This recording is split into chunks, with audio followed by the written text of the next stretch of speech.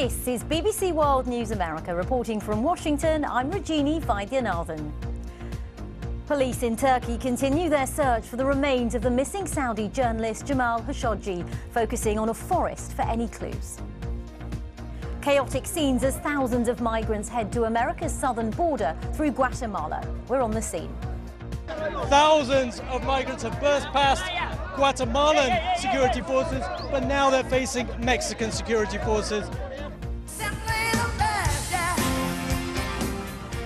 And Tina Turner proves she's still one of the best. Now in a new book, she talks about making it through hardship to find true happiness.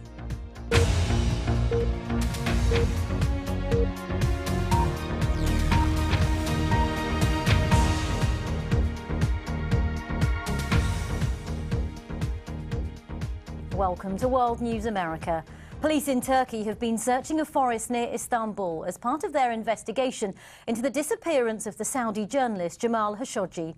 It's been alleged he was tortured and murdered in the Saudi consulate in Istanbul more than 2 weeks ago. Saudi Arabia denies any knowledge of what happened to him, but Turkey's foreign minister says the investigation has produced evidence and that the results will be shared with the rest of the world. Our diplomatic correspondent James Robbins reports. Does this forest near Istanbul hold appalling evidence of murder? Turkish police have reportedly searched here for the remains of the Saudi journalist Jamal Khashoggi, who walked into his country's consulate in Istanbul over 2 weeks ago and then disappeared. Suspicion has fallen on Saudi Arabia's Crown Prince Mohammed bin Salman. On Tuesday, the 33-year-old told Mike Pompeo, America's Secretary of State, he knew nothing of what happened. But now a former head of MI6, Britain's secret intelligence service, has dismissed that denial. Sir John Sawers believes the prince had thought the Trump administration wouldn't complain about the murder. This appalling killing in Istanbul, seems to me all the evidence points to it being ordered and carried out by people close to Mohammed bin Salman, the Crown Prince of Saudi Arabia. I don't think he would have done this if he hadn't thought he had license from the US administration to, frankly, behave as he wished to do so. Look at these pictures of the Crown Prince, and particularly this man, Maher Mutreb, seen regularly in the background. The Saudi security official is very close to the prince, and CCTV footage leaked by Turkey also places him outside the consul's residence in Istanbul the day Mr. Khashoggi disappeared. And what about a much-reported but unpublished audio recording, allegedly from inside the Saudi consulate? The sounds apparently of Jamal Khashoggi's terrifying final minutes. Turkey's foreign minister denies sharing it with other governments, but does not deny the recording exists. This spring, the Saudi Crown Prince was greeted as a reformer by Theresa May. Britain is a very close ally, but today it's much, much trickier. If the stories that we're reading turn out to be true, will that have an effect on our relationship with Saudi Arabia? Yes, it will, because if these stories are true, and it is still an if, they would be totally against our values and what we stand for as a country. Investigations into Jamal Khashoggi's fate continue, but pressure for answers, however horrible, is building. James Robbins, BBC News. And joining me now is Cliff May, President of the Foundation for the Defence of Democracies. Cliff, it's great to have you with us. This is a tricky situation for President Trump. He has to balance good economic ties with the possibility that Saudi Arabia is behind the killing of Mr. Khashoggi. How does he handle this? Well, delicately. I think we have several things I think we need to keep in mind. One is I think the evidence does appear to be damning of MBS, the Crown Prince, at this point. It's also important to recognize that all the evidence that has come out so far has been from two sources. One is the Turkish government, Turkish really intelligence, and the other is the Turkish media. Neither I would call reliable sources. Also, they have told what they have, but they haven't shown what they have. We haven't heard these audio recordings that they talk about. I don't know why they're not sharing it, at least with the intelligence agencies of UK, of the US. If you have it, show it, then we say, well, okay, you've got the proof.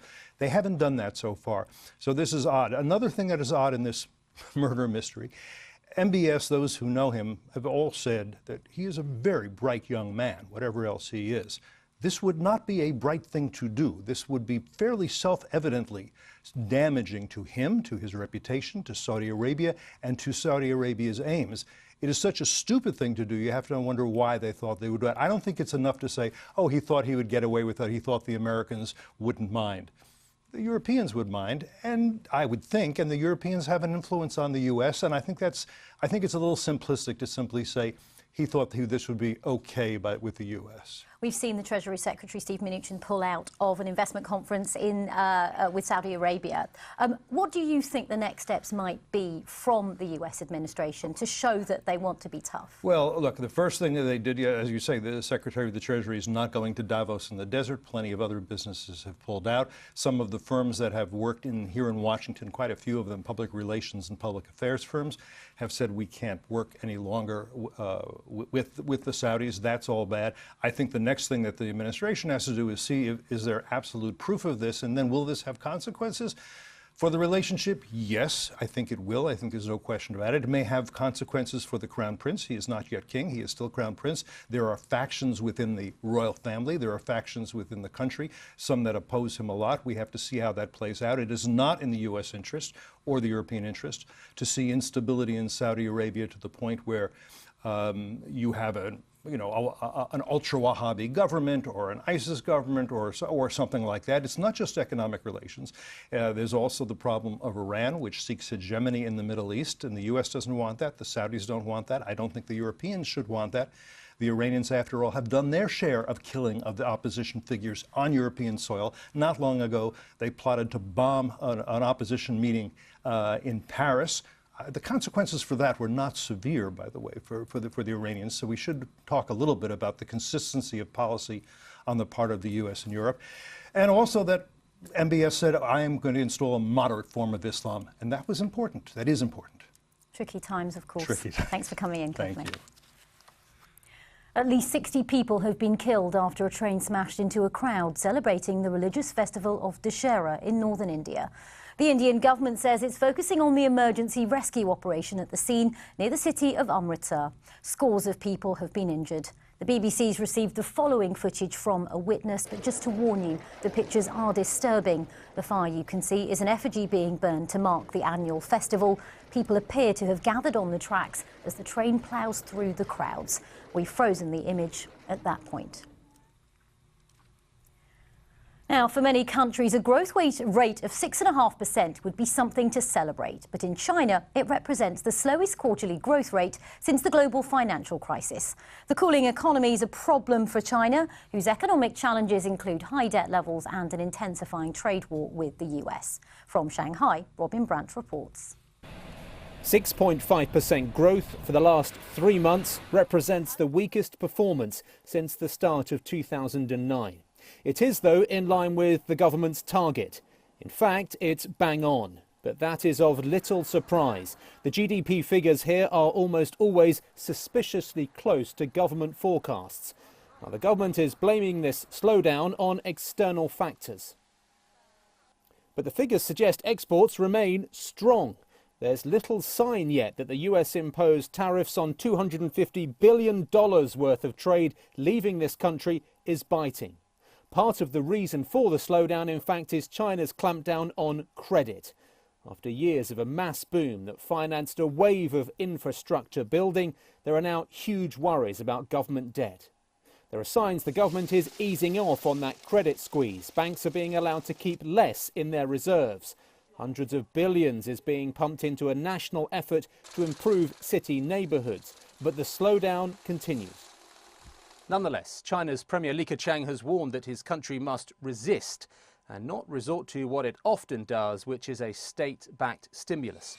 The state-owned entities are behemoths in this country's economy, in telecoms, in coal, in steel. But the government is trying to reform them, or at least consolidate in various sectors, instead of using them as crude levers to pump new money into the economy. Robin Brandt, BBC News, Shanghai. The US Justice Department's charged a Russian woman with interference in the US midterm elections. It's the first criminal case brought against a foreign national for meddling in the races, which will take place in just over 2 weeks' time. It's also a reminder of the ongoing threats the US faces in cyberspace. A new book, Dawn of the Code War, argues that not enough's being done to identify threats against information online. It's written by the former Assistant Attorney General for National Security and his co-author Garrett Graff. Recently, I spoke to Graff about the findings and the book's title.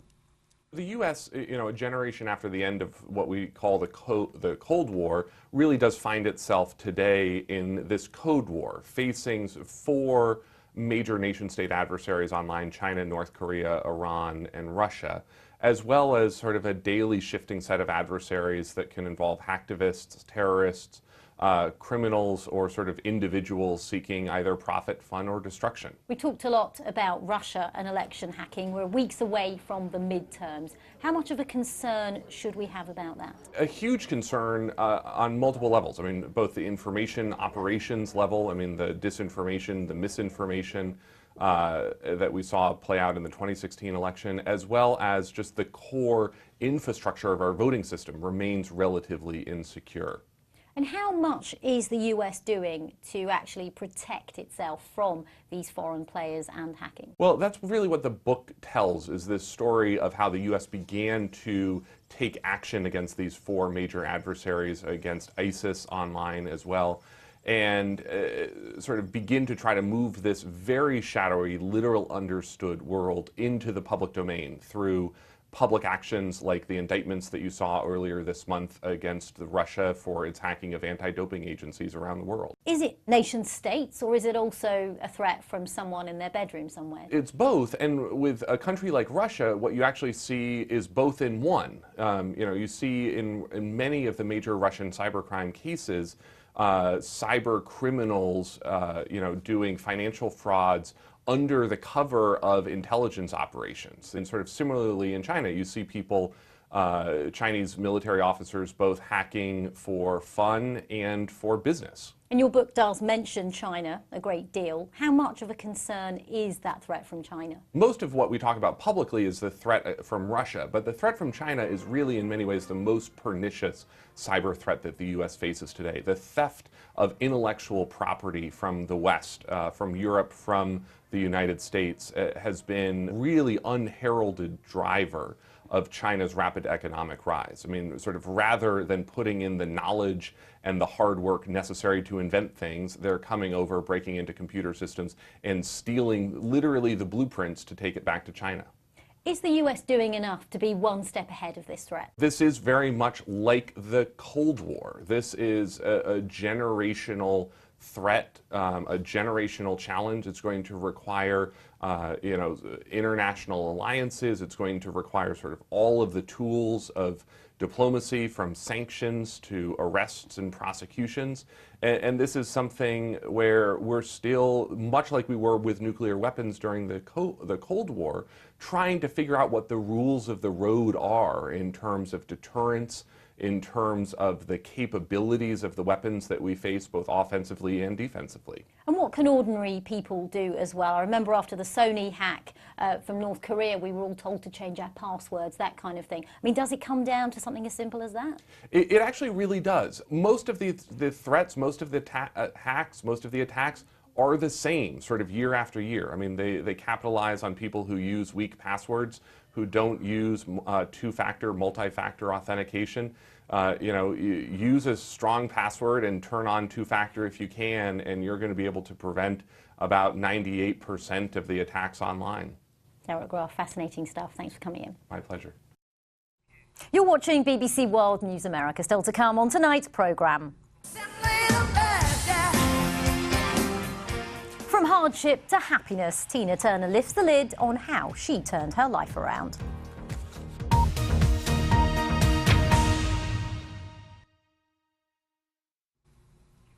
Europe and Japan will launch a joint mission to explore Mercury, the planet closest to the Sun.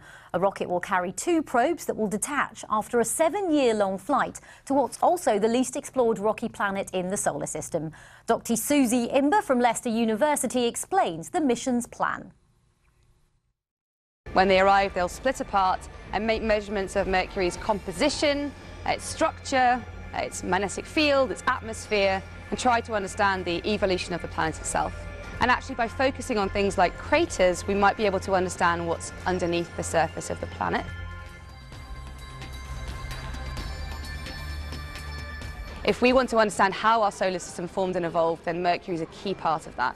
Our current theories of solar system formation, including the Earth and the other planets, can't explain Mercury. It's an anomaly. So we need to go to Mercury and find out more information about the planet so we can really understand how our solar system formed.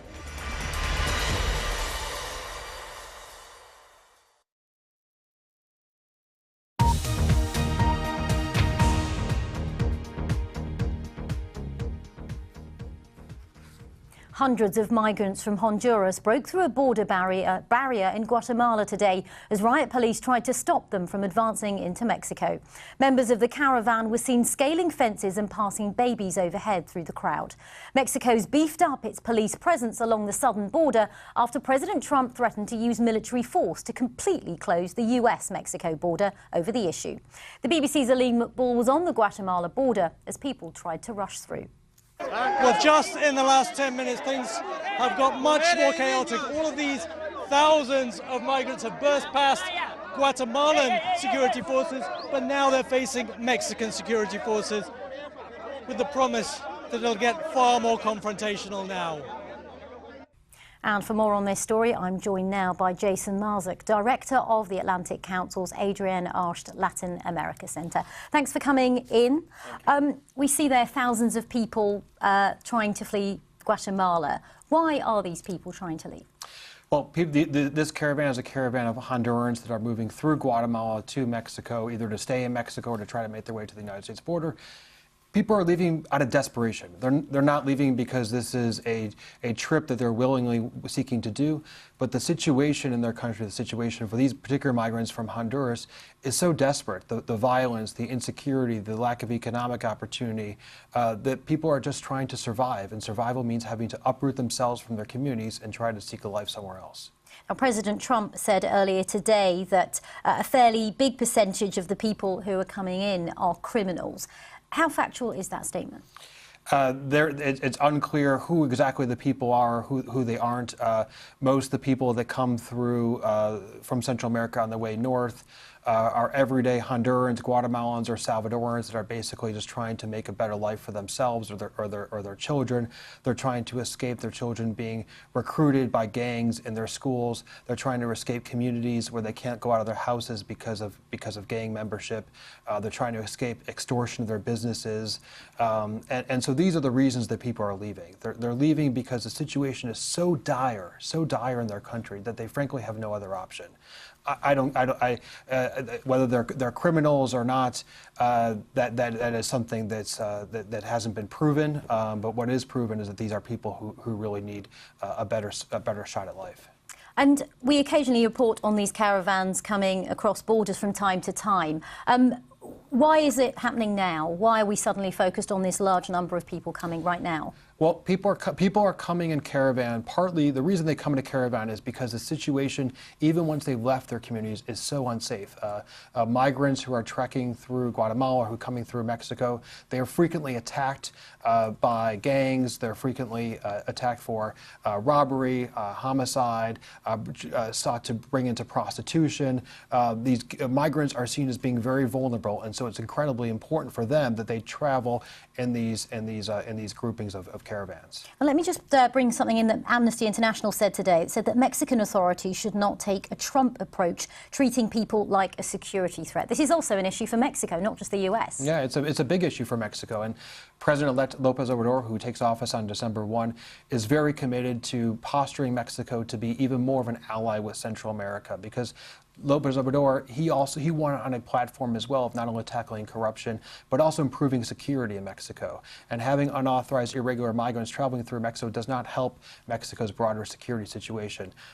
The Mexican authorities are seeking to provide asylum opportunities for those who have those asylum claims, and that's the right maneuver. And just briefly, we talk a lot about border policy, but do you think enough is being done in the countries themselves? You know, much more needs to be done in the countries themselves. That is the answer. The answer is addressing migration is about push and pull factors. The answer is addressing the push factors, why people are actually leaving.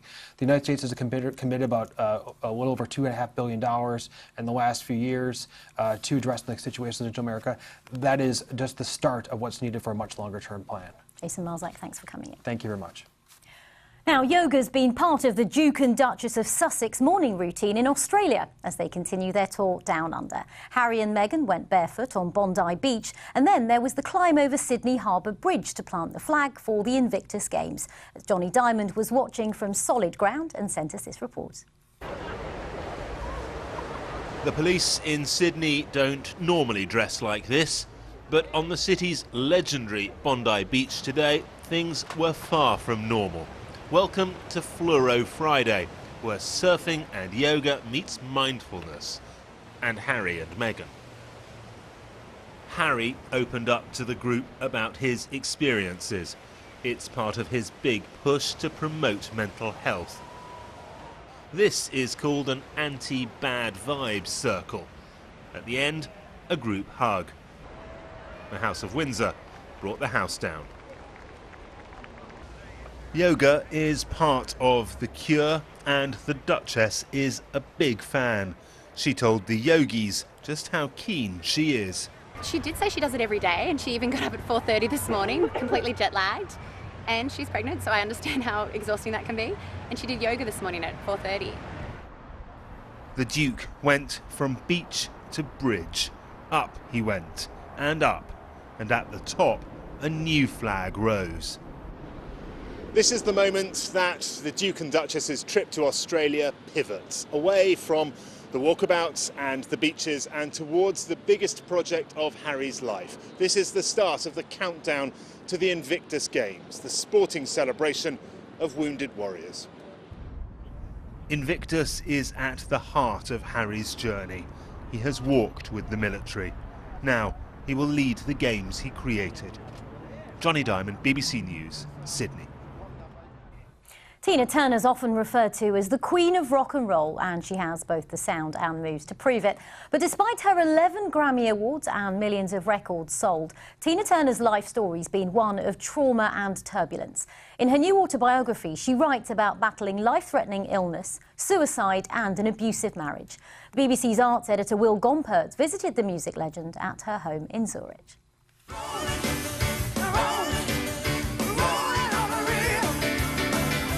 Tina Turner, another autobiography. Another. This one is the end of the second part. Yeah.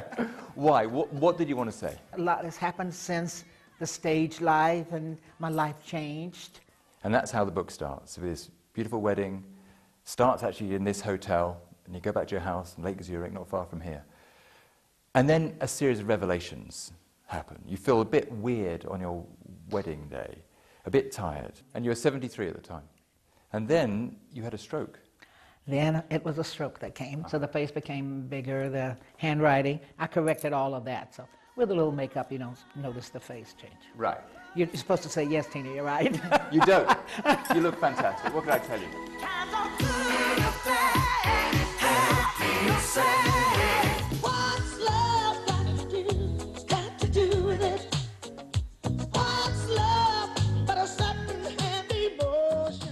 You say in the book in 1968, you tried to take your own life. Right. At that time when I tried to commit suicide, my life was really down. That was the Ike and Tina days. When I was a little girl, I had a rag doll. Phil Spector, David Bowie, Mick Jagger. Of all those creative relationships you enjoyed, which were successful, which one was most important to you? I think Phil Spector. I think so. He wanted me to sing, not deliver. Ike had me singing more of a gospel way. When I was a little girl, I had a rag doll. The melody of that song was, when I was a little girl. When I was a little girl, I had a rag doll. To-do. And the production of, the real production of that song was what Phil wanted. The room was full of all kinds of musicians, that wall of sound. The famous wall of sound. That famous wall of sound. How you get that is with the instrument here and another kind of instrument, and 4 or 5 instruments. The room was full of an orchestra. And when that da-dum, da-dum, dum, dum, I chill now. I mean, it was another feeling to sing to that. 79 next month.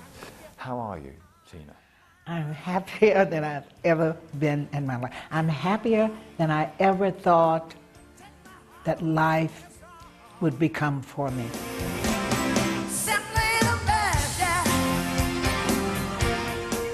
I did fall a couple of days ago and broke something, so I was in the wheelchair and on the crutches. But now I'm going through my sick period, and I think that'll take me right into the 90s or whatever. I'll be around for a while.